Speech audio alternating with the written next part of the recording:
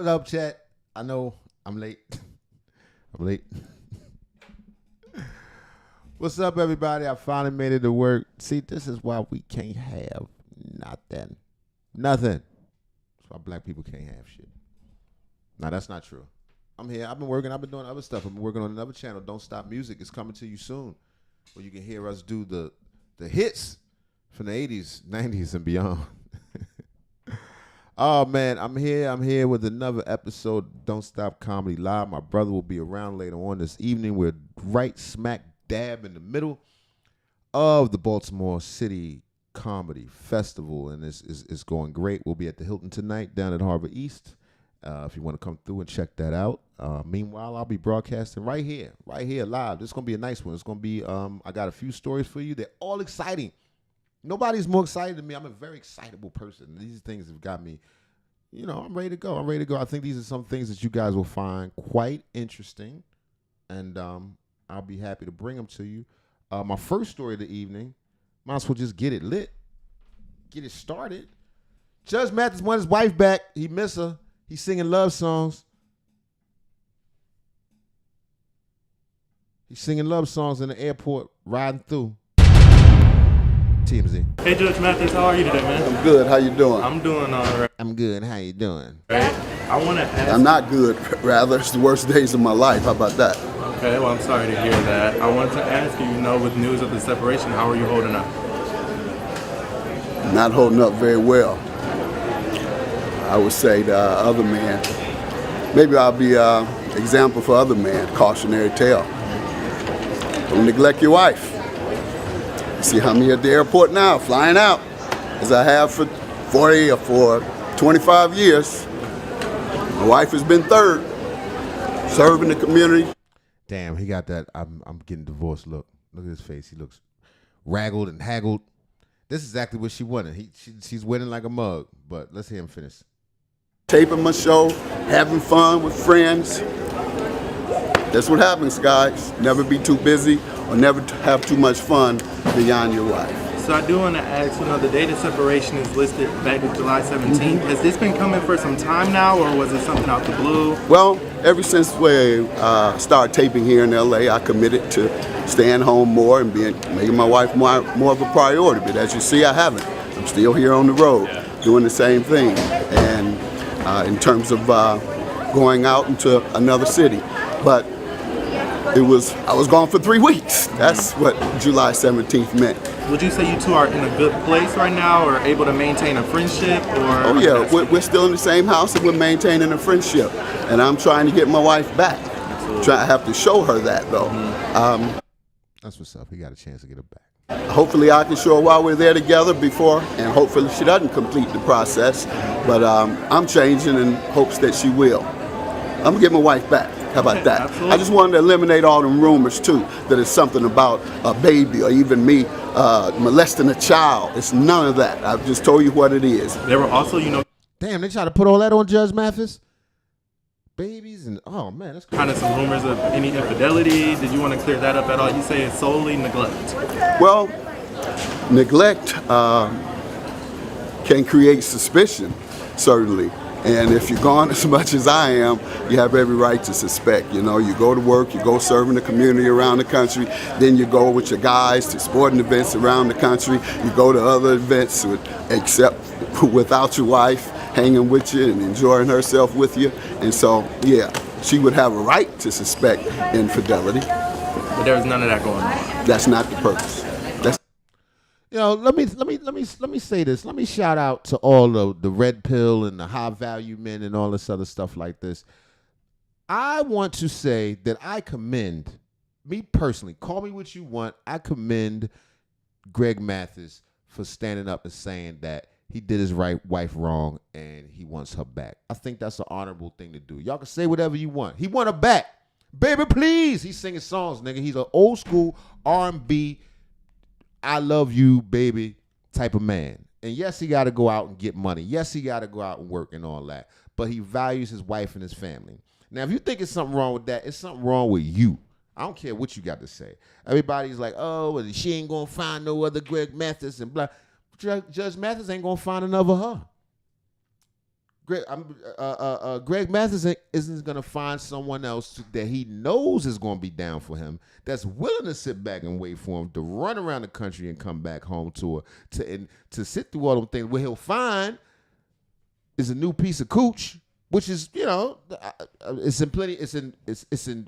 It's out there, nigga. Anybody can get it, especially if you're a Greg Mathis, a man of prestige and a little bit of money, and people know him, and he's doing big things in the community. He's not gonna have a problem replacing that cooch. That's not what this is about. This is about family units, and y'all can say whatever you want.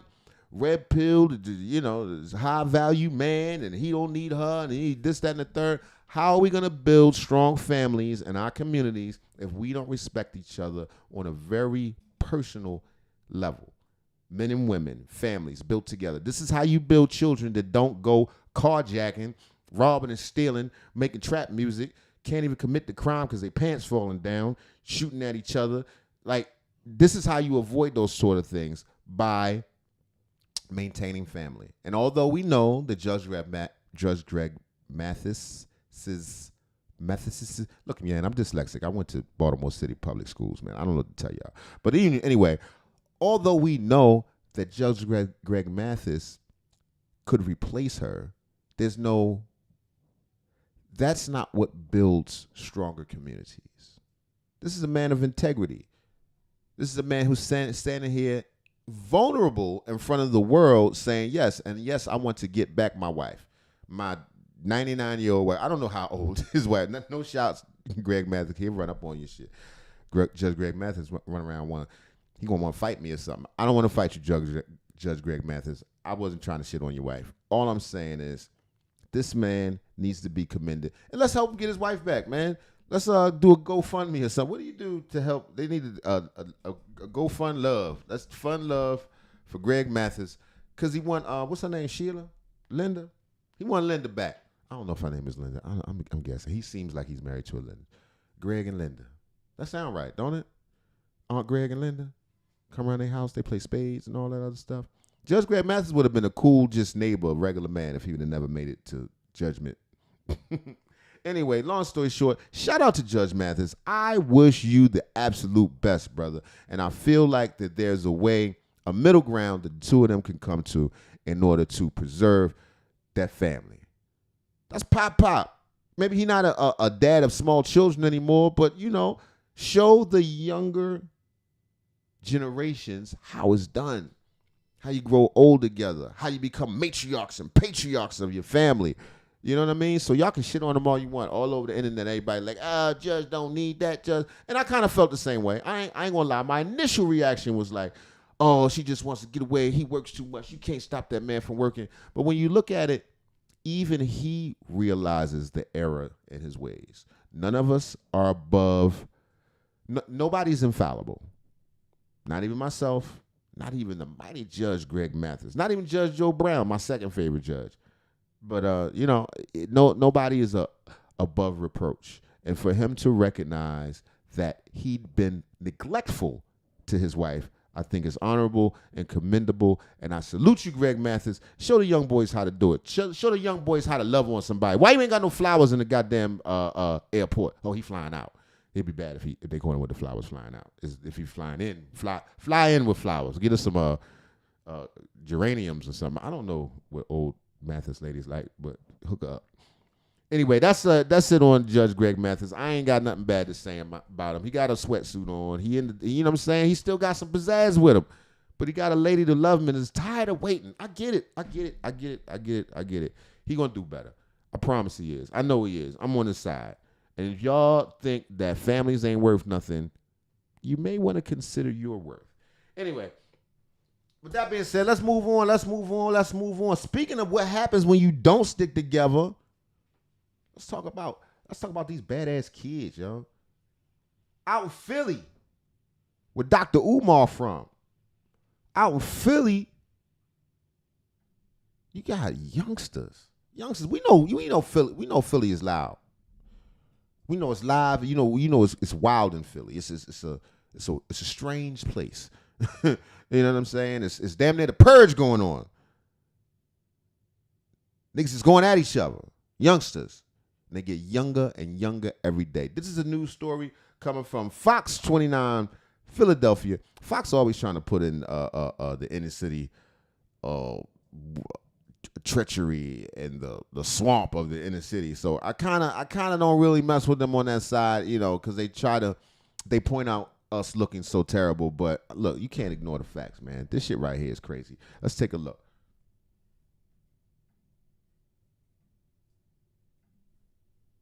If you recognize two kids here, and they're wanted in a rash of carjackings at gunpoint. Police say the younger suspect appears to be just 10 years old. This is the 10 o'clock news. I'm Sheba Russell. And I'm Chris O'Connell. The pair are accused of holding up at least 4 victims. Our Jennifer Joyce has details from police headquarters. Central detectives and the Major Crimes Carjacking Task Force are handling this investigation. It's a concerning pattern of 4 carjackings at gunpoint by 2 kids. Do you recognize these young faces? Fill it up. Damn, look at them. Right on camera. And they don't even give a damn about the cameras. The cameras, that means nothing to them. It's so weird. These kids, people who grow up now are so accustomed to being recorded at every time and all times, it's not even visible to them. They're not even considering, hey, somebody might be looking at me. Somebody is looking at me for sure right now at this very moment. But anyway, here they go staring into surveillance cameras. Philadelphia police released this surveillance video of the pair wanted in connection to 4 gunpoint robbery carjackings in the last week and a half. One is roughly 17 years old and the other just 10 or 12. Nigga. 10? 10? A 10-year-old? Wow. It's super crazy to me because I teach 5th grade, so that is their age group. And it's like you are a 5th graders. 5th graders. Carjacking. First thing in the morning. literal baby. Chanel Washington of West Philly is apartment shopping near 20th and Girard, where the most recent carjacking happened. Police say just before 6 a.m. last Thursday, a 74-year-old woman was walking to her car when the 2 males armed with a gun approached, knocked her to the ground, then grabbed her keys and wallet. That's not fair to anybody. People are already on edge and making sure that they're trying to be as safe as they can, and then you're minding a Jerry curl you got going on? Your business at 6 in the morning, walk into your car, and then something like that happens. I really don't fear walking around here, but I can't say that for everyone. I try to avoid walking around by myself, just out of common sense. The carjacking spree began on Friday, August 16th. A spree.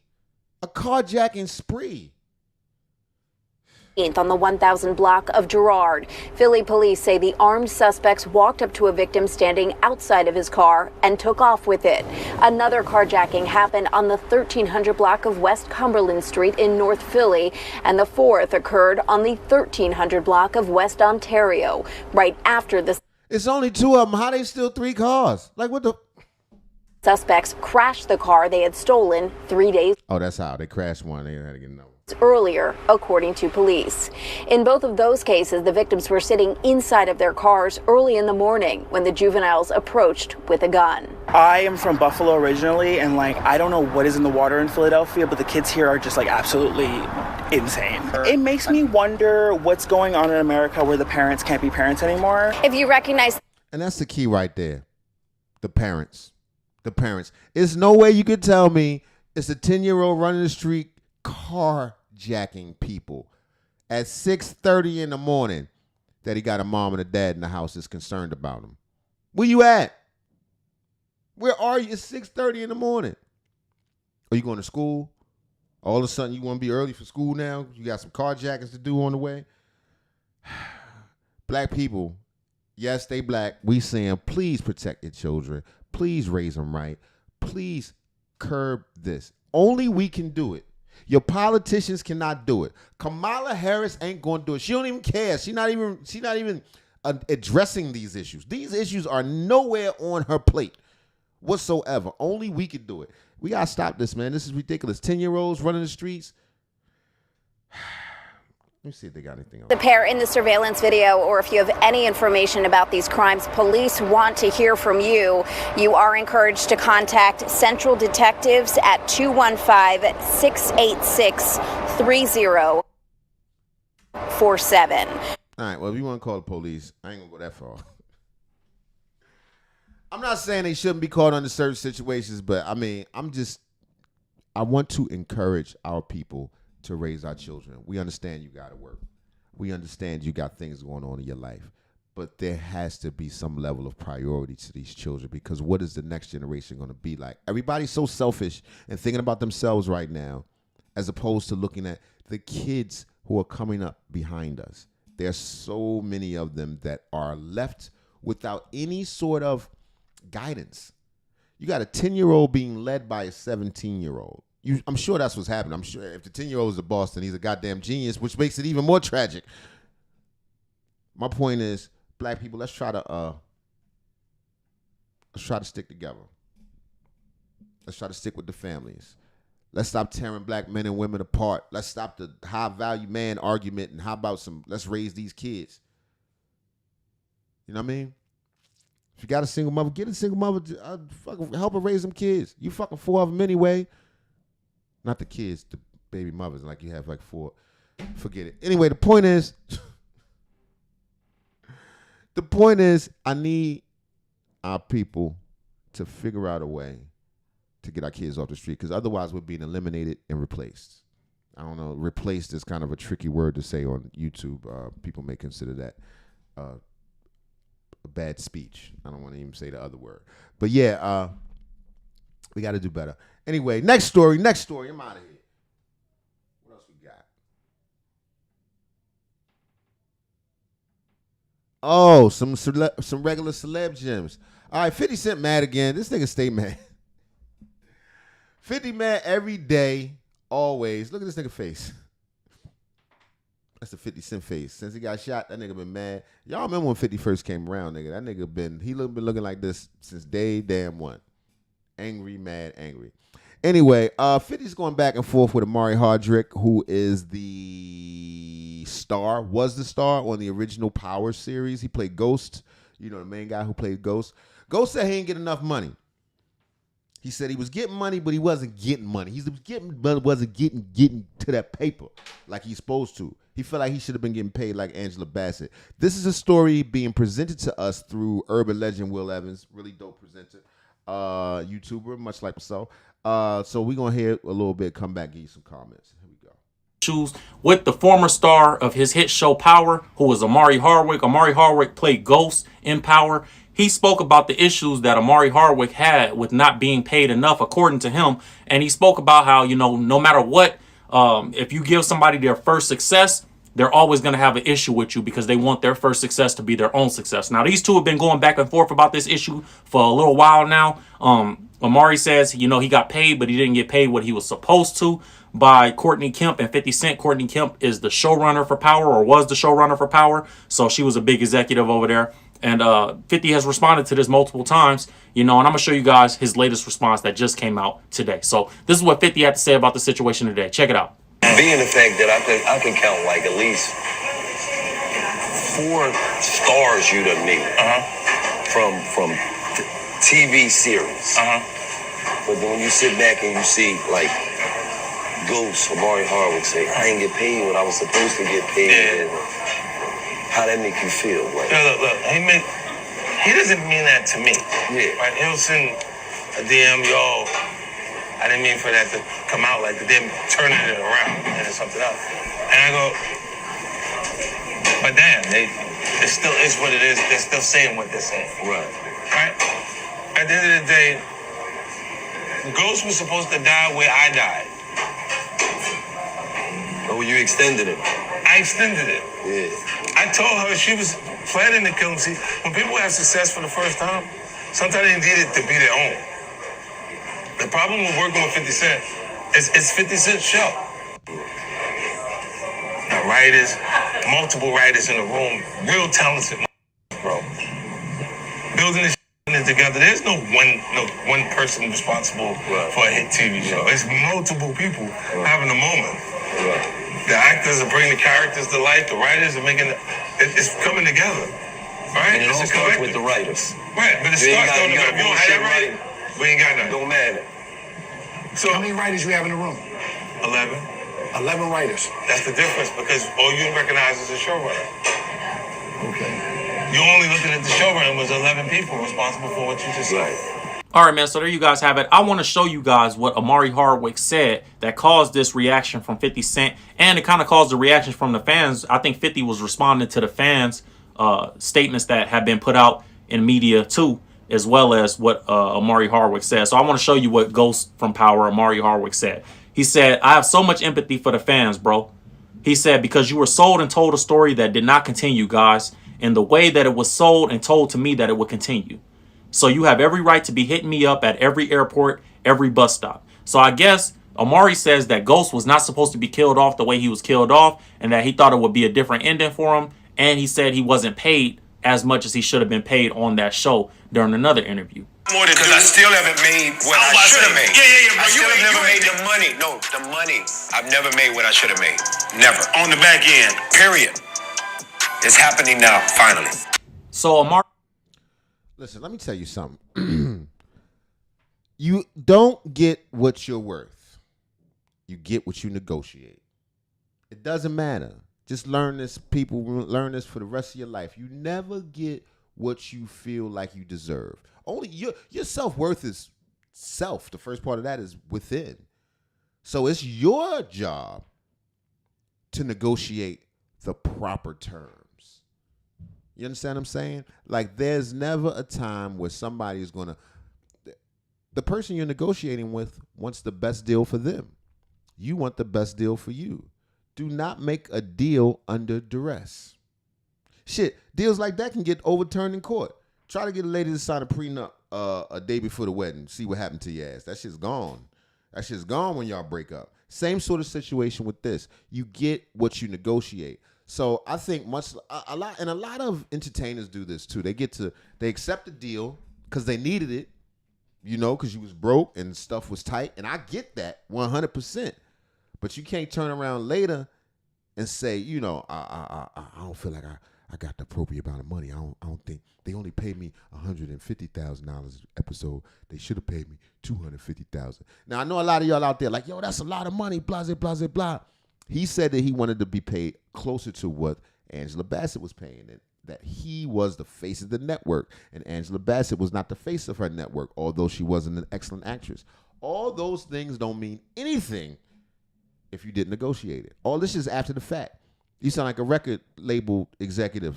You sound like a record label employee, a new signee who's mad because the record label did dirty. You signed the contract. These things are up to you. It's your responsibility. So I'm sure that Ghost will know next time. Omari Hardwick, he'll know next time, don't trust them niggas. Get what you deserve, or get what you feel you worth, and be willing to take the L. Because if you ain't willing to take the L, they can also do you any way they want. Never make a deal under duress. Never do it's not a business deal or a pussy deal or any other kind of deal.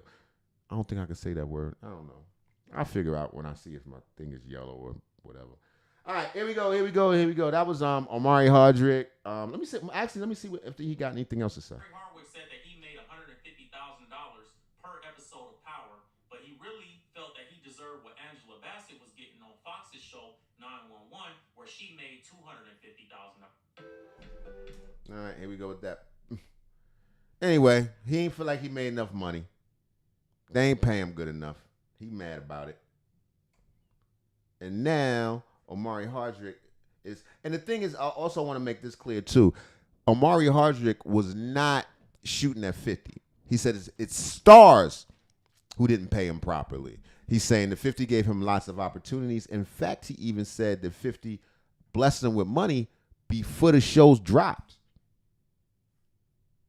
The summer before the show dropped, they said he needed help. 50 came through for him. So that's sort of why 50 took some sort of umbrage and insult when he heard this in the first time. Here we go. No, then you get it right. First time I've ever disclosed it. But I was also the face of the network. Right. Angela's not the face of that network. She's one of the greatest actresses that ever graced the planet, but she's not the face of that network. Now, if you're 50 Cent, when you hear something like this, you're going to be offended, because Omari also said that 50 gave him $20,000 the summer before season 1 of Power. So before the show was even started, 50 gave $20,000 out of his own pocket to make sure Omari Hardwick could pay his bills and was okay for the time period that he needed that money. And Omari did pay it back But the summer after season 2, Omari was down on money again, and 50 gave him $23,000. I feel like there was a time 50 was talking about lending people money. It came out that he lent you money, and you were like, but I paid it back plus interest. I think he forever just really, really respects the out of me for that. We just not taught that in our community. Barely did we pay anybody back. And it was the summer, and it was after season 1, and then it was the summer after season 2, and he gave me $20,000, and the next summer he gave me $23,000. Even though Omari paid it back, 50 Cent didn't have to come out his pocket and look out for your personal bills, bro. Sure didn't.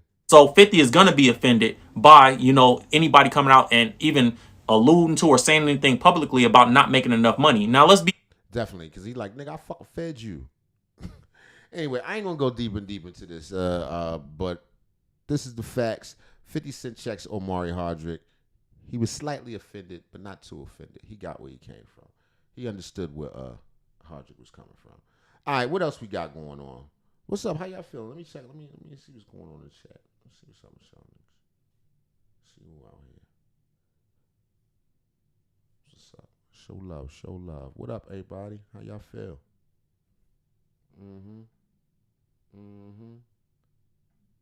Get rid of that one. Get rid of that one.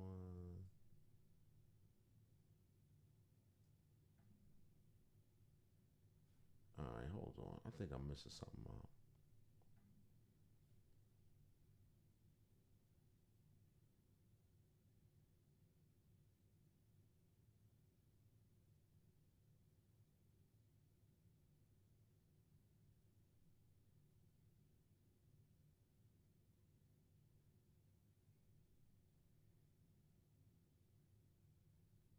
Oh, yeah.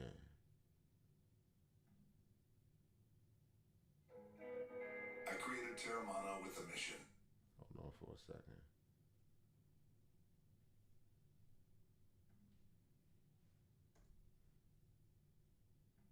Mr. Descent, because I had another weird one for y'all. I like the strange episodes. I almost forgot I was on stream for a minute. That's how you know I forget I'm on stream. You see me sit with my mouth open, like breathing.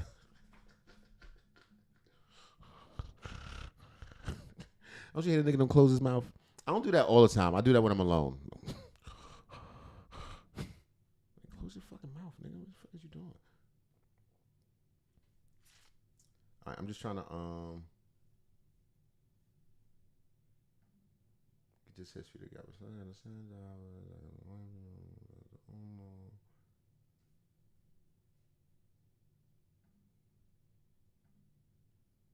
Give me a second. YouTube Studio.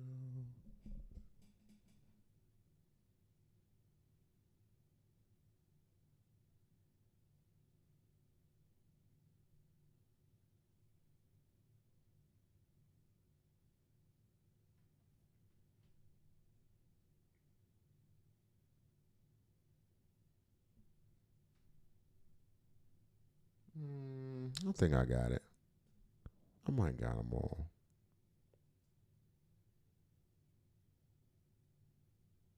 I'm going to cut all this out later anyway, y'all. If y'all want to fast forward, you can do it. If you watch me in the future from now, from before. You understand what I'm saying? Y'all know. Y'all understand.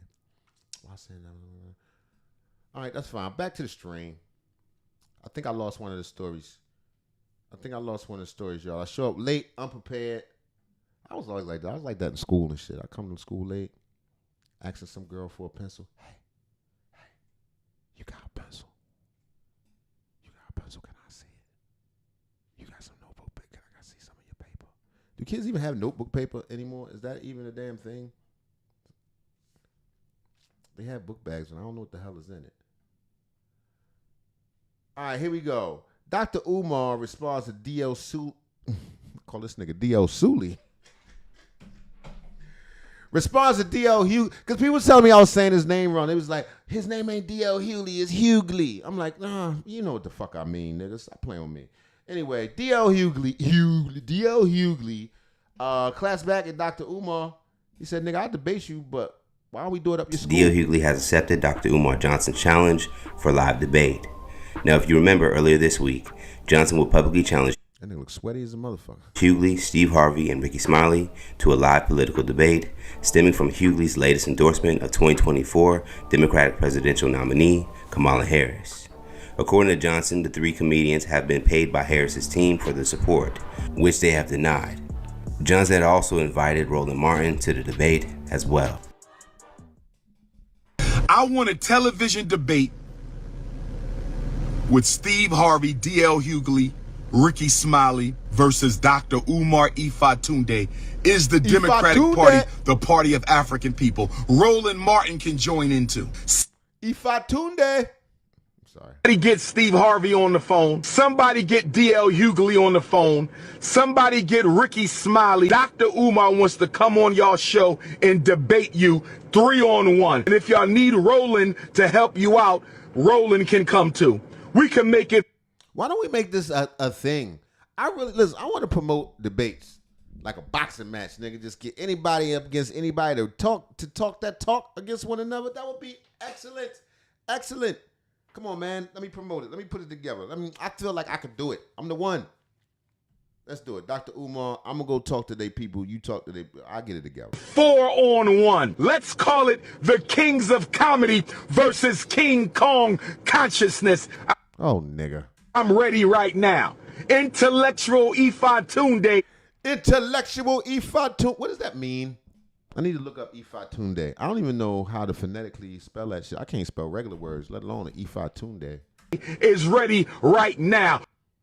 Yesterday on Instagram, Oh yeah, this is a story from Comedy Hype. I ain't forget to shout him out. What up, Comedy Hype? Hughley would announce his acceptance of Johnson's challenge. However, before Hughley steps up to the plate, he would throw in one condition. On Instagram, he would write, "I accept Umar's challenge to a debate under one simple small condition. We have it live in the auditorium of his school." Ooh, we do it up your house, nigga. You trying to do all these battles and debates. Let's do it at your weak school. But if I'm not mistaken, if we don't have the other part, I think Dr. Umar was like, yeah, I would love to do that at the school so he could show everybody his school. Now, he could be just bluffing. You know, people, I remember one time I had a girlfriend. I promised her this gold chain that I was going to buy, and I just quit school. I said, fuck it, I ain't going back there no more, bitch. Me and my cornrows will be waiting. Of course, Hughley wanting the debate to take place at Johnson's school is a jab to... Is that the school auditorium? He already got graffiti on the walls, nigga. He got the Lean On Me school. I'm right here at the school. It's all kind of trash and shit. What you doing, man? What is all this shit on the walls, nigga? Maybe that's marking for the future. I don't know. Let's see. Towards the outspoken figure in his long-rumored school for black boys. Peace and blessings.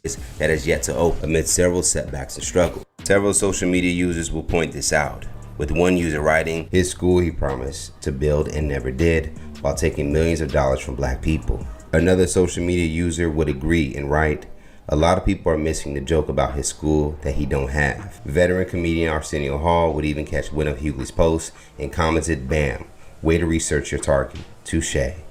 In addition, Comedy Hype analyst Marvin Hunter would also chime in, how about them apples?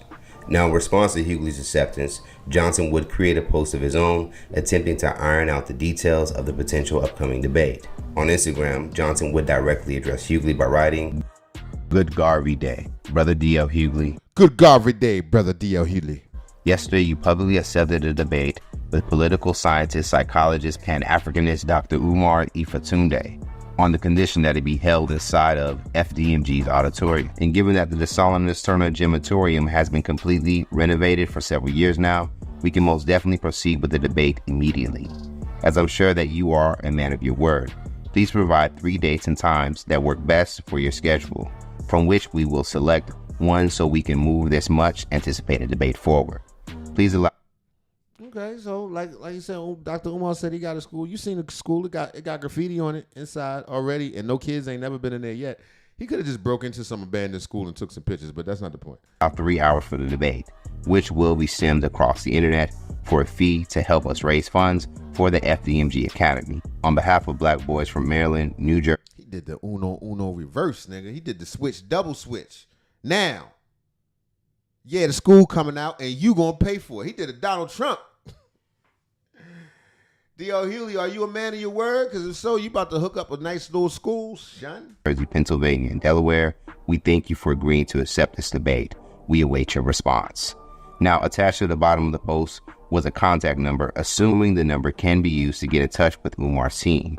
Several social media users under Johnson's comments were on Umar's side and expressed their excitement to see a debate between the two individuals. One user would write, exactly, him with the Uno reverse. "Now this is how you clear reverse." Another social media user on Johnson's page would predict Hughley dropping out. DL is gonna back out or make some excuse why he won't do it because you are charging folks.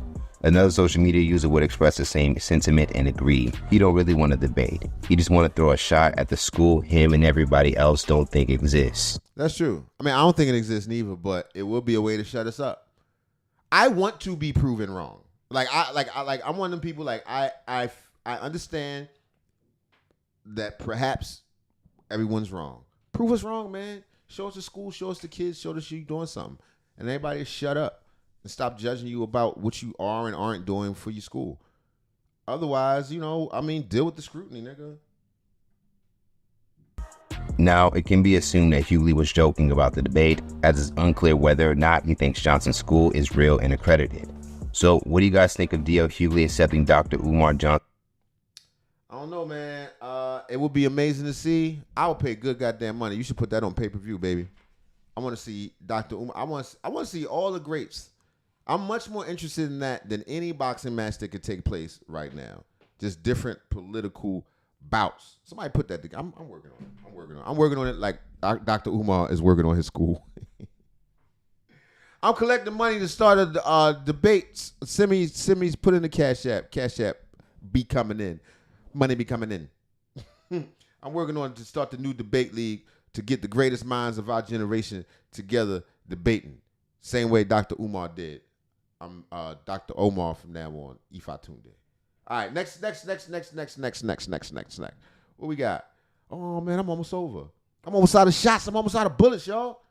Can you say bullets on here? I don't know. All right, this next one is okay. I'm checking out a video from JR Wisdom. Is that how you pronounce the brother's name? Cool brother. He's talking about a touchy subject, stuff we already know, but I guess this is new information for the internet and for some of the other groups. Let's go. Disgusting. Am I scrubbing my? Do you use a washcloth? No, me either. I think disgusting. Am I scrubbing my body with a washcloth? Yeah, absolutely not. I know. I think we're. That is like a UTI waiting to happen. I think we're in the minority. I really do. No, I think we are. People use washcloths? I think so. Like for their body? Yeah. What do you mean? Like, what are you washing your butt with? My hand. I mean, like, what? I would never. I would never. I'm crying. Would never do that. No, I'd burn the wash. That's fine. You can throw it away if you want, or wash it, or don't wash anything else with other part of your body with, but your hand. What the fuck? What is? Why do so many white people get on podcasts, get on TikTok, and talk about how their children don't bathe or how they don't bathe? I feel like there's something to discuss here about whiteness and how it is viewed as clean and pure and better and primary and default. And really the history goes to show that white people have always been disgusting. Indigenous people, African people, they were bathing, and they many of them noted that the first sign of Europeans was their You can smell them. stench, that they were just putrid. And I do think a lot of the reason why people of color in America are so clean, smell so good, have to have their hair done, have to have their makeup done, is because of upward mobility, because the standard for them is so much higher than it is for white people. No, how about we just wash?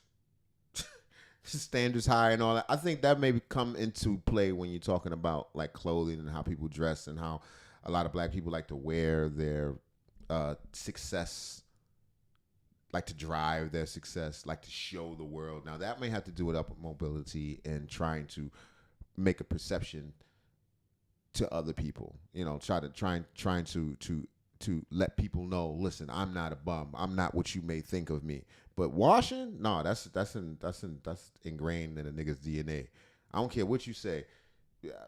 Black people, very clean, and the blacker the cleaner for the most part. Like, you ever been in a Jamaican person's house? God damn, Africans, I don't really know them that well. I'm assuming once they get over here, get some water to get. All right, let me stop. Here you Like go. white women can just walk into Target with a messy bun and sweatpants, and it's like, oh, look at her, like she could be a multi-millionaire. Her husband could be an entrepreneur. Yet a black woman. That's true. Niggas don't have that luxury. We walk around like that. I mean, they do all the time, but you certainly judge more harshly. You can take bum clothes and put them on white people, and people are like, oh, they're just being chic. She's different. Is not afforded that same luxury. So I really feel like white women are just rubbing that level of privilege in when they go on podcasts. Wet dogs! I'm sorry, I had to say that. Or come on TikTok and talk about how their kids don't bathe. Like, that is disgusting. I'm sorry. I grew up taking a bath every single night. My parents brushed my hair every single night, brushed my hair every single morning.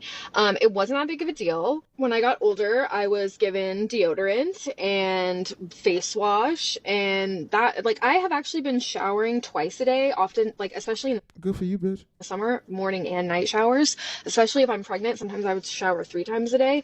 Like, wash yourself. Wash yourself. My sons do not go to bed unless they're clean. I don't want their dirty bodies in their bed. And then every time they get into bed, it's dirty from the day. That's just my own opinion. But I do think that the larger discussion here about whiteness and why white people love to bring it up, love to talk about it. It's like they know somewhere that they are given the power to not have to bathe their kids and still be given so many privileges. So, guys, there's a lot to unpack. All right, we're going to go listen to his commentary. No disrespect to you, Mr. Wisdom. Really good presenter and everything. I really just wanted the content, and I couldn't find where you found it from. Let's move forward and see what else they got. People don't use washcloths. Do you use washcloths? Washcloth. Wow, you don't use washcloth either. Yo, we used to say that joking, but I didn't know this was really a real thing. Like, y'all really don't. How are you scrubbing? Just hand to skin? Loofahs and stuff? What do you use? I might be one of the only whites I know that uses a washcloth. What is a washcloth, though? A little tiny... This nigga said, what is? Towel in the shower that you use soap to get the reaches of your body, not just soap in your hand. You use for your back and... Well, I use... this is another joke. White people don't wash their legs. Have you ever washed... Yeah, I've done that before. I'm sorry. Your legs? No, see, white people don't wash their legs. Wow. Yeah. So I use one of those loofs, but the long ones. What do you call them? A loofah. But not the spongy kind. But there's a loofah on the end. But the long sheet kind. Mm-hmm. And I put the soap on it. That's a washcloth. And I do that's not a washcloth. What? Is it cloth? No. Are you washing with it? It's not cloth at all. What is it? It's, what do you call that? Loofah. Sponge. It's not even a sponge. It's the... Yeah, it's not a washcloth. I mean, I guess that's acceptable, but just raw dog hands, that's crazy. Blue, it's like plastic. It's like a... Plastic? No, look it up. No. What are you fucking... I'm trying... I don't know what you... The kind he talking about, I think, is like an organic material. It's like I don't know, you know what I'm talking about. The long ones, they kind of scrunchy. It's not a sponge, but it's something else I think used to be alive. Call it, hold on. Washcloth blue thing? No, it's not that. It's... Bob, where... The fourth one. The fourth one. That one, the color ones. The rainbow color ones. Michael, take one. Hold on.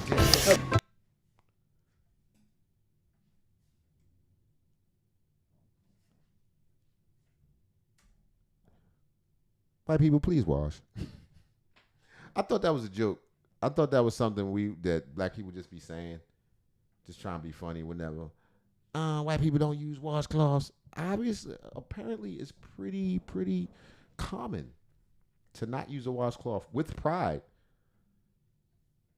Is that just for the blacks? Is that what y'all tell each other? That's just for the blacks? We don't need washcloths because of our lily white skin. Do white people leave a ring around the tub? That's interesting. Do y'all leave is it a white ring? Is it a pink ring? Fiber towel. Those. All right, let's get back to it. Yeah, I have that. I have that. What? It says washcloth right on it, you fuckhead.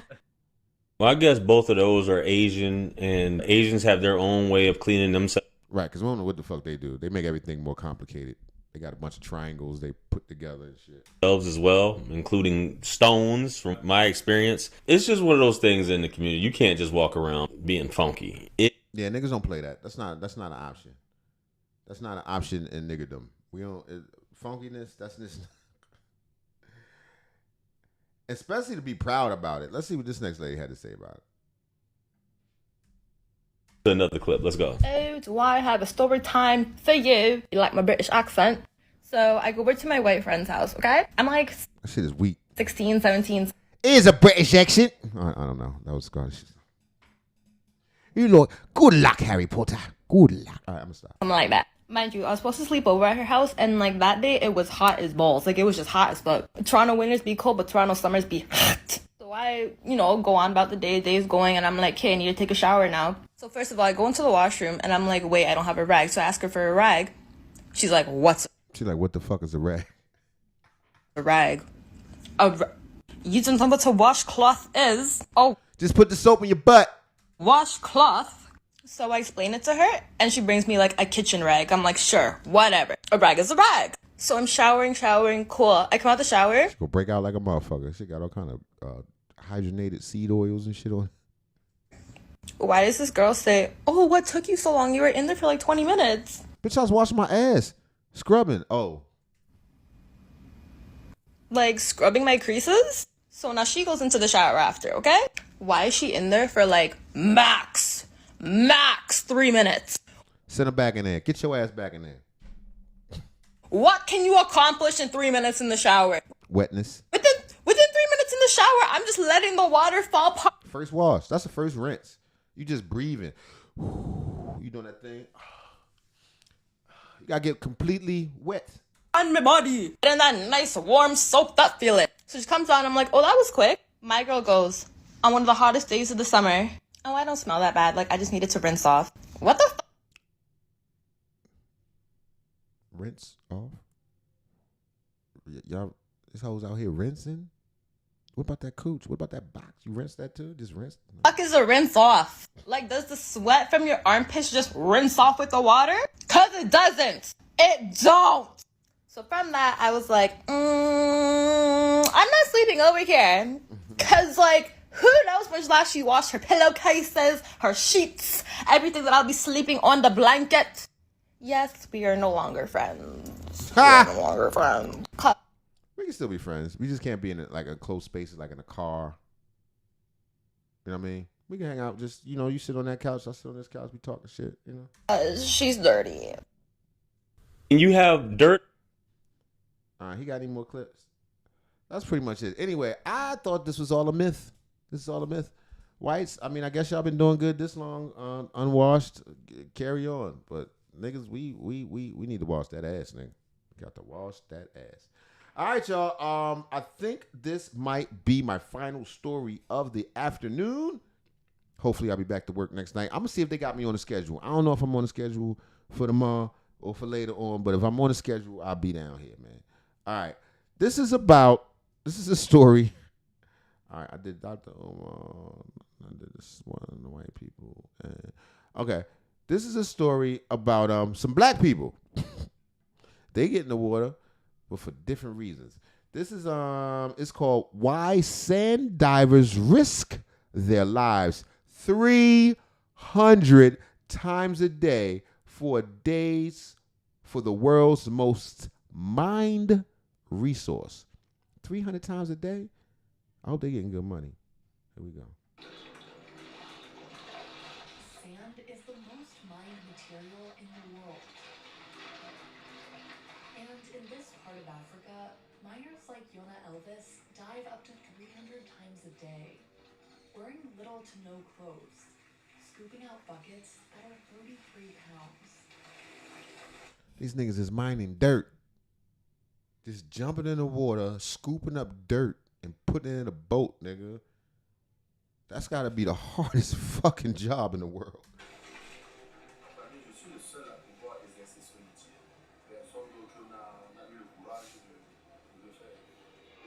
Fuck that. You think I'm late now? You think I'm late getting down here? Imagine if I had to dig the sand out the bottom of the ocean and put it in the boat. Nigga, fuck that. Nigga, I'd rather die. I'll just lay there and die. Just be, fuck it, nigga. I'm not built for this. I'm not doing this shit. 60% of the sand used in concrete around the world comes from this one nigga right here. No, I'm just joking. From riverbeds like this one in Cameroon. And global demand for it has tripled in the last 2 decades. Satellite images from China show how it has changed the shape of a major body of water. And now, experts say sand is being extracted much faster than it can be naturally replaced. With one nigga? With two? How many niggas is out there? So how can the world... Yo, it gotta be a better way. They don't got no machinery. It ain't no kind of boat that also got a scoop on it, like a scoop boat. They got every other kind of boat. Oh my God, I'm not on the wrong thing. I should have been transitioned. God damn it, we're gonna start it over. Here we go. Sand is the most mined material in the world. I don't believe that. I can't believe that. Sand cannot be the most mined material in the world. Not by 6 niggas in the river, nigga. Come on now. And in this part of Africa, miners like Yona Elvis dive up to 300 times a day, wearing little to no clothes, scooping out buckets that are 33 pounds. Ma famille, je suis le seul à pouvoir exercer ce métier. Not doing that, son. Fuck that. Personne d'autre n'a eu le courage de le faire. 60% of the sand used in concrete around the world comes from riverbeds like this one in Cameroon. And global demand for it has tripled in the last 2 decades. Satellite images from China show how it has changed the shape of a major body of water. And now, experts say sand is being extracted much faster than it can be naturally replaced. What Tractor Supply custom? God damn it, I was all into it. I gotta pay this bill. Send me a super chat. I'll fix it. All right, here we go. I gotta do. Yeah, man, and they got the nerve to play the Congo music in the back. That nigga digging shit out the river. He like, why I can't have their job? Them niggas playing bongos, nigga. I'd rather do that. I gotta dig in this goddamn river. Man, fuck that. And listen, I do also do a lot of stories on like migrants and stuff like this. When you live in digging dirt out the bottom of the goddamn river, yeah, you try and get to America. I'm not against these people trying to come here. What I am against is people coming here unvetted.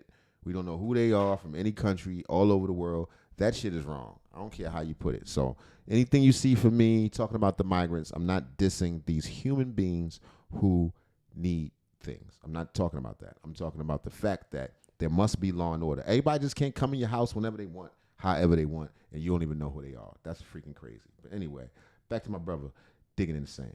So how can the world avoid a sand crisis? And what does it mean for people like Elvis? Sand? Are we running out of sand? Can you nigga dig up all the sand? All the sand? Who rely on it to survive. Yona Elvis's home in southwestern Cameroon is made from the same sand he mines every day.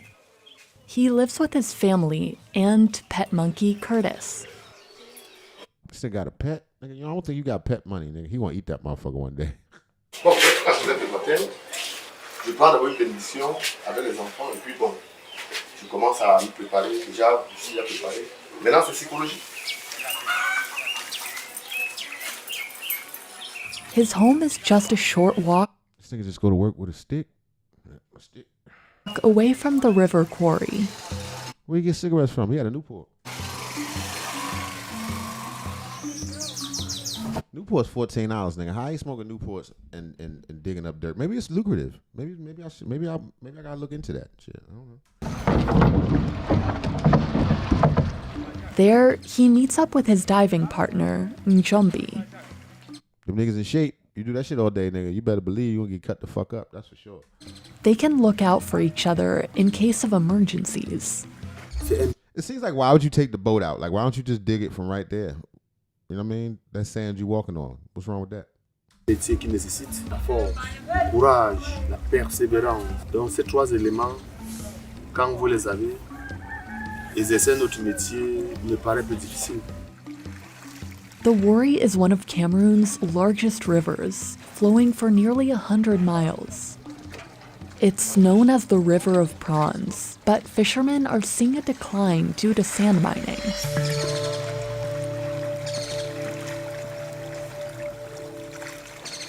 Once they reach the deepest part, Njombi pushes the stick into the ground to anchor the boat.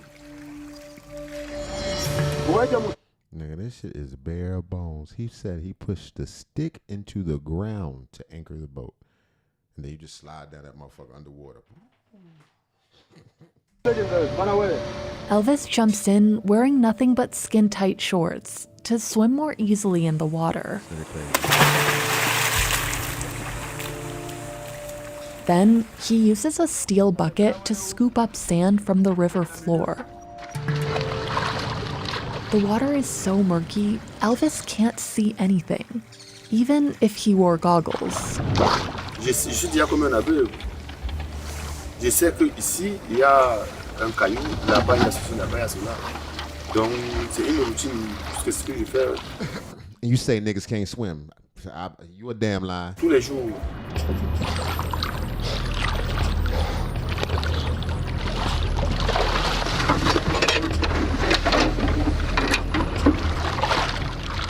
After 12 years, he says he's mastered the art of controlling his breath and conserving his energy.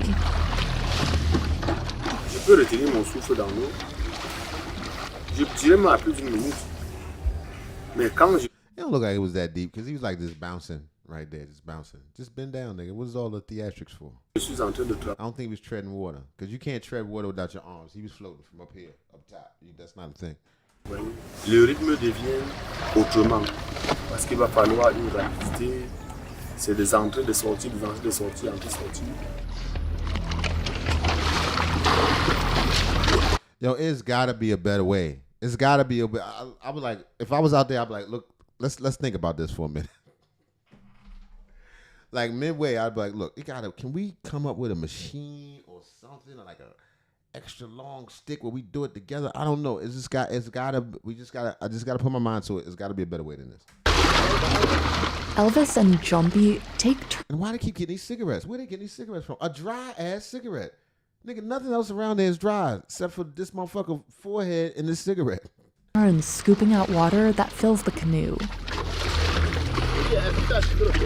After 2 hours of diving and dumping, their exhaustion begins to show. Yeah, nigga. 2 hours of fucking wet sand. Locals say deaths are common here. But because this is an unregulated profession, there are no official records on injuries or fatalities. Elvis nearly drowned once while helping a new diver. La pirogue a chaviré. Je suis allé à son secours. And I hope it wasn't deeper water than that, because them niggas is right there. And the boat is getting lower and lower. You can't put much more dirt on there, man. Immédiatement, il m'a approché. J'ai essayé de faire tout et tout pour pouvoir m'échapper entre ses mains. Il n'y a pas moyen. By the end of Elvis's 4-hour shift, he's excavated. Hold on. This dude's name is Elvis? That just occurred to me. 9 tons of wet sand. Is that the Americanized name he told them? You know what I'm saying? You know how niggas be like Elvis Aqualulu or some shit like that, but that's not really his name. That's equal to the weight of 2 African elephants. At the end of 2020. So this nigga lift up 2 African elephants worth of sand every goddamn day, and nobody's everybody cool with this. If you're wondering how these people come to this country and make it happen, this is why.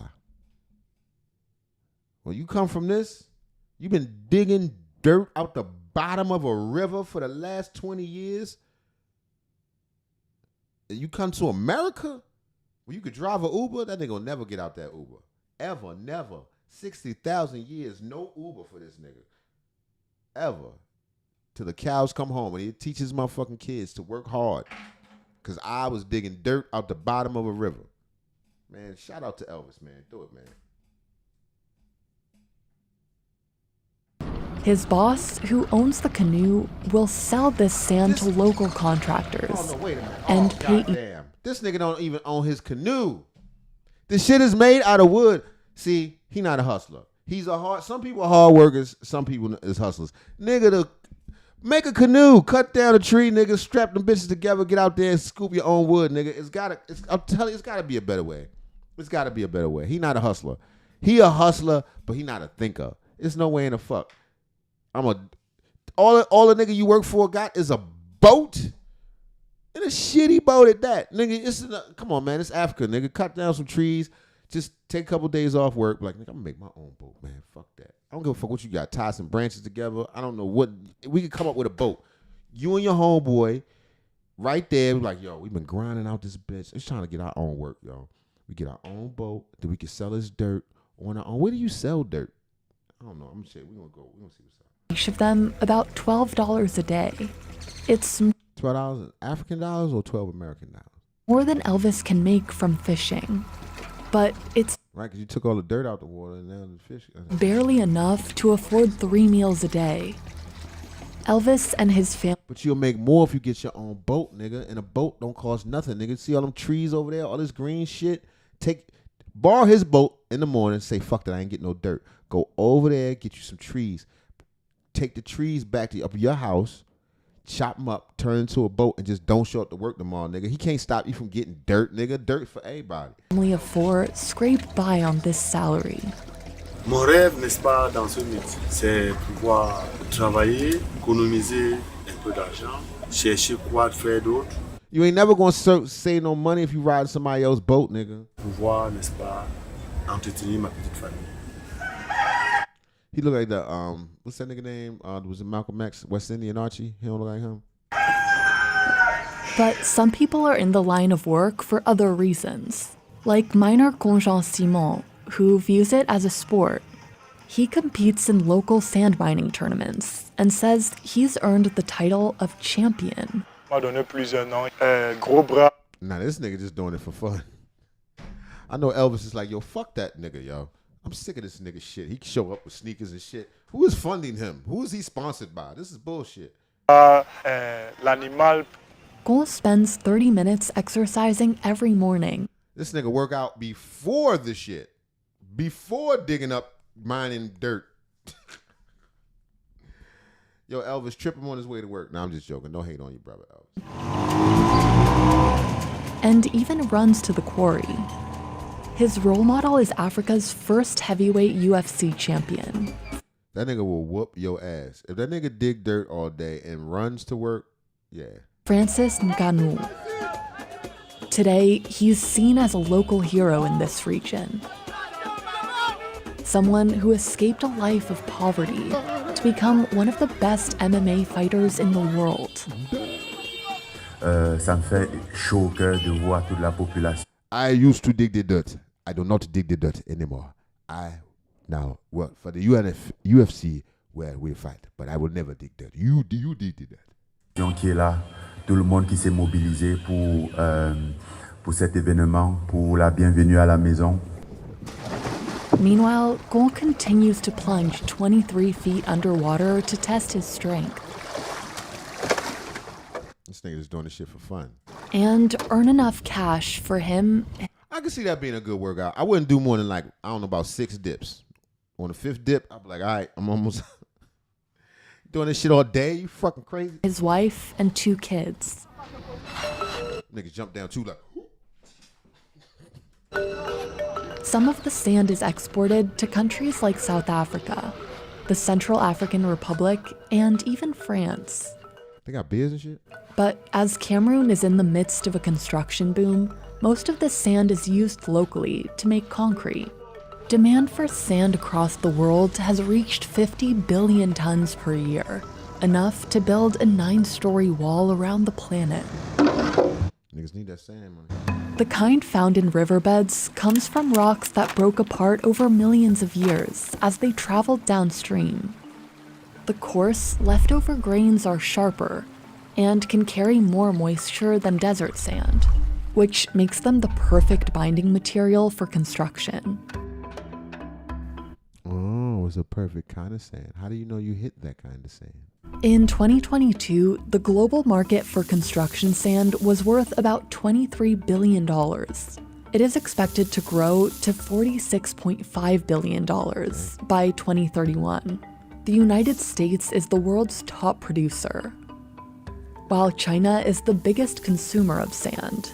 Okay. But it also produces its own. Boyang Lake in Jiangxi province is the biggest sand mine on the planet. Satellite images show just how much... All right, enough of this. Look, I didn't know sand was so lucrative. I didn't know people was getting that sand money, and it's everything else that is lucrative has shown the people on the bottom get nothing. And these niggas is literally on the bottom of the riverbed in the ocean, even though I don't believe it's that deep because I see them bouncing around. But 23 feet down, I don't know. I wouldn't do it. They better than me. Anyway, that has been my afternoon show. I'll be back to work, I swear to God, later this evening. Please don't fire me. Don't let me go. I'm coming. I'm going to show up. I'm going to be there. I promise. I think so. I'm pretty sure. I might have had a car problem or something like that. I'm saying. Uncle might have died or something. You know what I'm saying? Stuff like that be happening. Anyway, with that being said, I believe